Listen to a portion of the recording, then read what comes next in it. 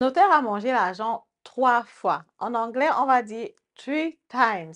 En Yemba, chez moi, on va dire une dette que le notaire a mangé l'argent sur la commercialisation de ce bien immobilier. Tu te rends compte, c'est énorme, n'est-ce pas? Tu te demandes comment c'est possible. Certainement, on parle ici d'un bien immobilier, par exemple, qui est en Afrique ou d'une transaction qui va se faire dans un pays pauvre. Détrompe-toi, on parle bien comme ça de l'achat du bien immobilier ici en Allemagne. Donc, ce n'est même pas quelque chose d'ailleurs. Ça s'est passé ici en Allemagne que le notaire a pu manger comme ça l'argent sur la commercialisation, sur la vente du même bien immobilier 3 fois. Tu te demandes comment c'est possible, non? Tu te demandes comment ça peut se faire dans ce pays-ci parce qu'on est quand même dans un pays de loi. J'encourage les personnes à acheter le bien immobilier ici en Allemagne. C'est parce qu'on sait que voilà, dans des pays, dans les autres pays, il y a par exemple des difficultés. Mais en Allemagne, normalement, on est en sécurité. Comment est-ce que c'est donc possible? Est-ce que le notaire a magouillé? C'est donc ce que je vais te raconter dans cette vidéo après le générique.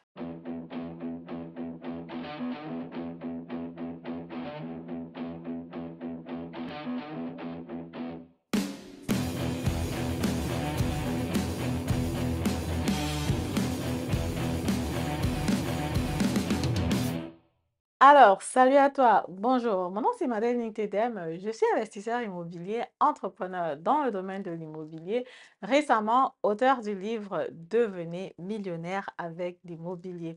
Si jamais l'investissement immobilier t'intéresse, c'est que naturellement, tu es ici au bon endroit parce que je partage avec toi les astuces, les informations qui sont nécessaires pour toutes les personnes qui veulent se lancer sur l'achat du bien immobilier. Je me suis lancée dans le domaine il y a plusieurs années déjà. Je suis passionnée carrément de l'immobilier. Je le fais en Europe, je le fais en Afrique et si tu veux, je peux aussi t'accompagner sur l'achat de ton bien immobilier pour que tu puisses aussi entrer dans le club des investisseurs immobiliers. Voilà, pour ce qui est donc de mes produits, ce que je propose donc c'est un coaching, c'est un accompagnement, c'est une formation en ligne pour les personnes qui veulent d'abord avoir toutes les informations concernant l'investissement immobilier. Et puis, c'est toi qui décides si tu es intéressé, si tu es prêt, si tu veux déjà que je regarde avec toi quelle est la stratégie qui te convient ou bien quel est le produit qu'il faut que tu prennes. Tu peux aussi déjà prendre la consultation gratuite. Tu trouves toutes les informations en bas de description. Voilà, revenons donc sur la thématique d'aujourd'hui. Comment ça se fait que le notaire puisse comme ça encaisser 3 fois sur la vente d'un même bien immobilier? Bon, ça, c'est pas moi, hein, c'est pas moi qui a occasionné ça. Non, quand je t'accompagne sur l'achat du bien immobilier, c'est justement pour que tu évites ce type d'erreur. Donc, justement, c'est pour ça que je préfère en parler comme ça sur la chaîne pour que tout le monde puisse en profiter, quoi. Donc, justement, je discutais donc avec un autre collègue agent immobilier qui est aussi actif dans le domaine parce que j'étais à la recherche d'un autre bien immobilier pour un client qui cherche aussi depuis quelque temps. Justement, je discutais avec lui, on parlait du financement du bien immobilier actuellement. Les financements du bien immobilier aujourd'hui sont devenus vraiment difficiles. Vous le savez vous-même, je ne vous apprends rien, vous lisez les informations. La Banque centrale durcit les règles. C'est plus tout le monde qui se fait financer sur l'achat du bien immobilier. Et après, il faut aussi que ta trésorerie passe quoi pour pouvoir te faire financer. Ce qui se passe donc concrètement sur ce bien immobilier où le notaire voilà, a encaissé l'argent 3 fois, parce qu'il faut noter ici que le notaire, c'est une instance neutre. Le notaire, ici en Allemagne, bon, tu ne peux pas acheter un bien immobilier au quartier ici en Allemagne.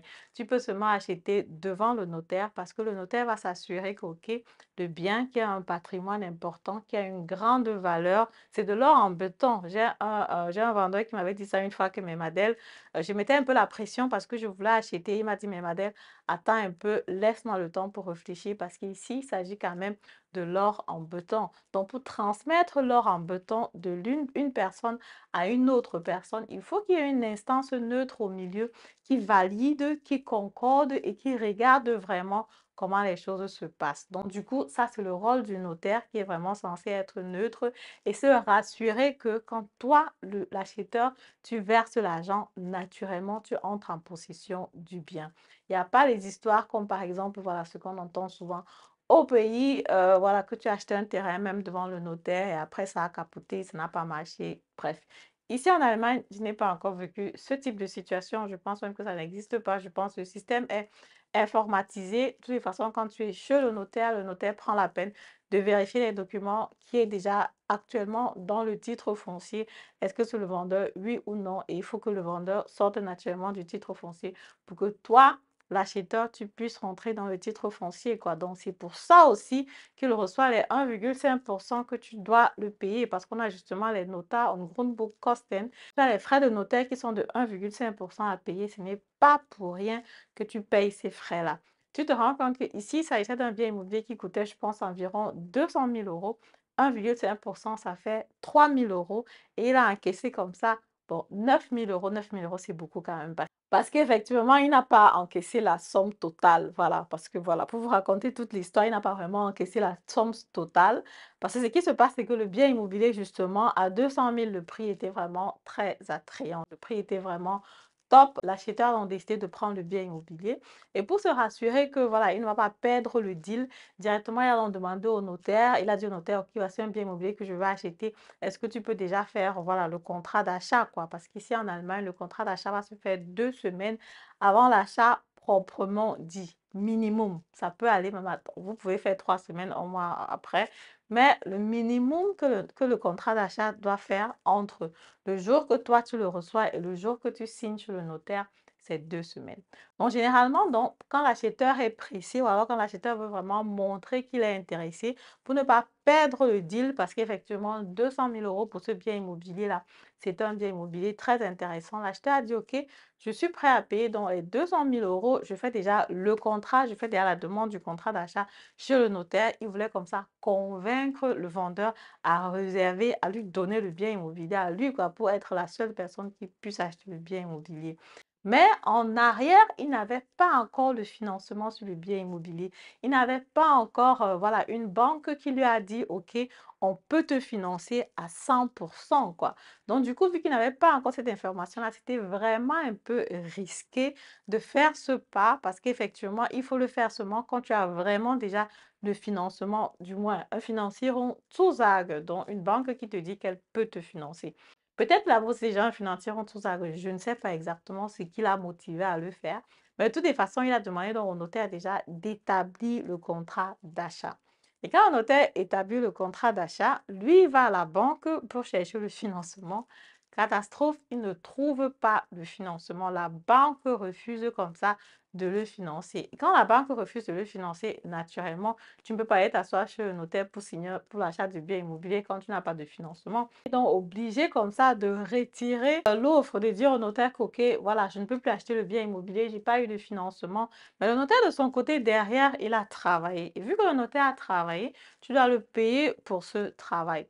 Il y a les notaires qui peuvent laisser passer ou alors te faire payer juste un montant qui n'est pas vraiment élevé. Ça va dépendre de notaire à notaire, mais il y a des notaires qui sont vraiment durs. Il y a des notaires qui vont exiger que tu payes minimum 1%, 1,5%. Ça va dépendre du notaire, ça va dépendre de comment tu vas discuter avec lui, ça va dépendre de si tu as déjà eu à faire les affaires avec lui ou pas. Donc, il y a les notaires qui vont te dire, OK, bon, moi j'ai déjà travaillé, j'ai déjà fait le contrat d'achat, ma secrétaire s'est assise là-dessus. Bref, voilà ce que ça va te coûter.